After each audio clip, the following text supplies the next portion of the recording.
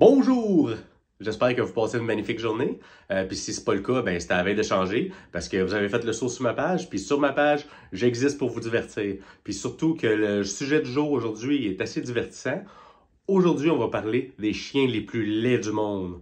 Puis c'est pas une histoire d'opinion, rien, parce que ces chiens-là ont gagné des concours de laideur, des trophées puis des prix en argent pour les chiens les plus laids du monde. Fait que sans plus attendre, on commence avec le premier chien laid. Ici, on a Sam, le champion triple couronne. Il a gagné de 2003 à 2005 3 fois d'affilée. Et sa laideur lui a même permis d'apparaître à Chris Angel, un spécial Halloween. Fait que ici, on n'y est pas. On commence fort avec un grand champion triple couronne. Je vous présente Sam. Ici, on a Elwood, le grand champion de 2007. Je sais pas ce que vous autres en pensez, mais personnellement, c'est impossible que je le trouve laid. Je trouve qu'il ressemble au Gremlin. Je sais pas si vous avez vu le film Les Gremlins. Il ressemble au Gremlin noir. C'était mon préféré. Fait que c'est impossible que je trouve Elwood laid. Vous autres, vous en pensez quoi? Son petit mohawk, moi vraiment, là, Elwood, je l'aurais enlevé de là. J'aurais fait gagner quelqu'un d'autre. J'aurais fait gagner une 4e année de suite, Sam, je pense. Ensuite, on a le seul, l'unique Pabst. Pabst, il a l'air d'un de tes collègues de travail qui est écœuré d'être là, qui est sur le bord de la retraite puis qui a plus envie de travailler. Qui rentre les lundis tout avec l'air bête.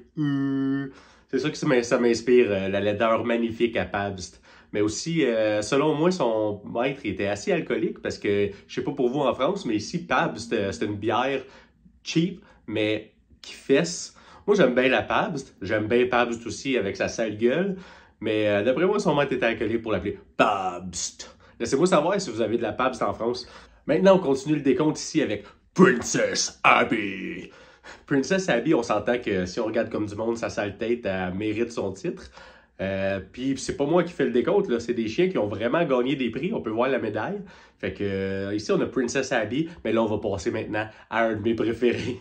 Il m'a fait assez rire. Est-ce qu'on a des fans de Star Wars dans la place? Si on a des fans de Star Wars dans la place, vous allez sûrement le reconnaître le prochain. On s'entend que Maître Yoda était fort, était puissant, était le fun, mais c'était pas le plus beau à regarder. Il y avait une sale tête, Yoda. Fait que si on s'entend ça, vous allez apprécier le prochain. Il possède sûrement le pouvoir de la force aussi. Je vous présente Yoda. Selon moi, Yoda il a vécu les années avant Jésus-Christ. Yoda, il doit utiliser le pouvoir de la force pour apporter sa nourriture ou son bol d'eau à côté de lui parce qu'il doit pas se déplacer ben. Yoda, il a 14 ans et finalement, après une vie mouvementée, Yoda a finalement gagné le chien le plus laid de 2011. Pour le prochain, je me dois de vous préparer mentalement parce qu'il est tellement laid que son propriétaire a décidé d'utiliser le mot ugly, qui veut dire laid. Ugly, c'est laid en anglais. Et juste d'y ajouter un M. Fait que notre prochain s'appelle Mowgli. Mowgli, c'est un cas assez particulier parce que habituellement, les chiens qui sont laids, il y en a beaucoup dans la catégorie. C'est juste des compétitions de chiens laids. Fait que c'est assez départagé pour trouver le gagnant. Mais dans le cas de Mowgli, non. Les juges ont été unanimes. Cette année-là, Mowgli fut la grande gagnante des chiens les plus laids. Le prochain, on va le skipper assez vite parce que c'est juste un chien saucisse avec une grosse tête. Les juges ont trouvé là un chien saucisse, mais c'est un chien saucisse. Ça ressemble juste aux autres chiens saucisses. Puis avez-vous vu le trophée? Il a gagné un énorme trophée juste pour exister en tant que chien saucisse. Maintenant, fini de rigoler, comme diraient nos amis les Français, on tombe dans les vraies catégories de laideur profonde. Ici, on a Peanut. Ici, on a Peanut d'une laideur extrême. Mais Peanut, je sais pas si quand ça chie liquide, ça donne du beurre de peanut. Beurre d'arachide pour les Français. Ici, au Québec, on appelle ça du beurre de peanut. Peanut. Mais vraiment, là, c'est un des plus majestueux, une laideur fantasmagorique, ce Peanut. C'est pour ce genre de chien-là que cette catégorie et cette compétition a été inventée, selon moi. J'en veux plus de Peanut. On veut des peanuts, on veut des amandes, on veut des cachous, on veut tout plein de peanuts. Mais sincèrement, si on est franc envers soi-même, puis on se l'avoue, chaque groupe d'amis a connu un peanut. C'est lequel votre peanut dans votre groupe ami? Je suis sûr que vous avez pensé à quelqu'un quand j'ai dit ça. Maintenant, en 2015, ça fut une solide année côté compétition de la laideur.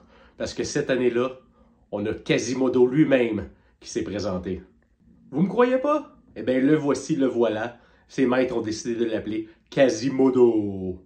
Je trouve que vraiment, le nom, il va à ravir. C'est parfait.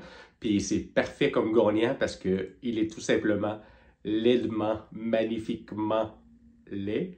Mais d'un autre côté, je trouve aussi qu'il ressemble à... Si on aurait pris un dessin d'un enfant, je vous mets le dessin d'un enfant, si on aurait pris un dessin mal fait, puis on l'aurait reproduit pour qu'elle devienne réelle, ça aurait donné, je pense, notre Quasimodo gagnant de l'année 2015. Maintenant, on a Sweepy Rambo! J'aime les noms, j'adore les noms que les maîtres lui donnent, mais il semble plus juste à un vieux gremlin noir, comme qu'on a vu tantôt, mais on dirait juste qu'il est vieux. Il est pas si laid que ça, il est juste vieux. Laissez-les vivre tranquille ces derniers jours. Bon, laissez-les tranquilles, mon vieux Sweepy Rambo. On poursuit en 2017 avec Martha. Martha, c'est pas son look qui l'a fait gagner, c'est pas sa laideur qui l'a fait gagner, quoique... Mais sincèrement, j'ai lu, puis c'est le fait que c'est une grosse lâche. Elle s'est écrasée devant les juges pendant qu'elle était supposée de faire sa présentation. Puis c'est ça qui l'a fait gagner. Fait que, Martha! Je vous ai présenté beaucoup de laidrons jusqu'à date, mais je sais pas c'est lequel votre préféré. Personnellement, le prochain, c'est le mien. Mon préféré. J'ai de la misère à prononcer son nom, par exemple. Il s'appelle Zaza. Puis Zaza, il a gagné devant 13 autres participants.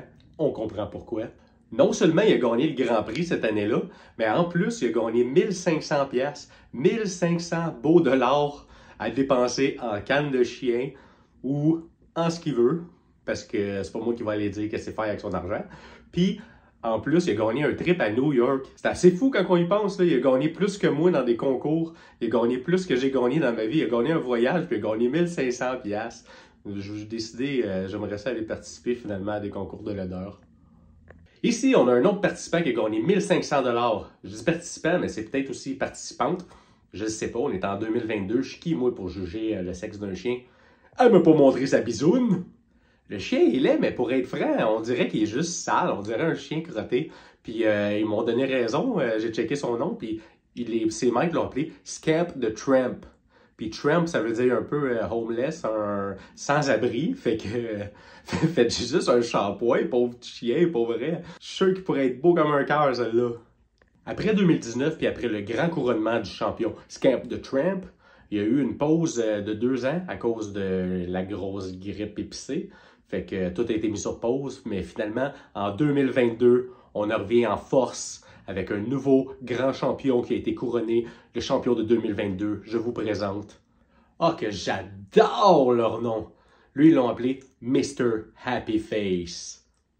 Vraiment, il est écœurant, il mérite son titre, puis on revient en force en 2022. J'ai vraiment hâte de voir qui vont couronner en 2023. J'aimerais voir cette compétition-là en français. On aurait des noms comme Tête de content. Ça serait écœurant. Si vous avez été diverti par mon vidéo aujourd'hui, n'hésitez pas à liker la vidéo, mais surtout vous abonner, parce que je compte en poster pas mal à toutes les semaines. Fait que c'est ça, abonne-toi pour plus de contenu. Puis je vous laisse avec un bonus, un participant qui n'a pas gagné, mais qui vaut la peine de finir la vidéo. Et voilà. Merci, bonne journée à vous.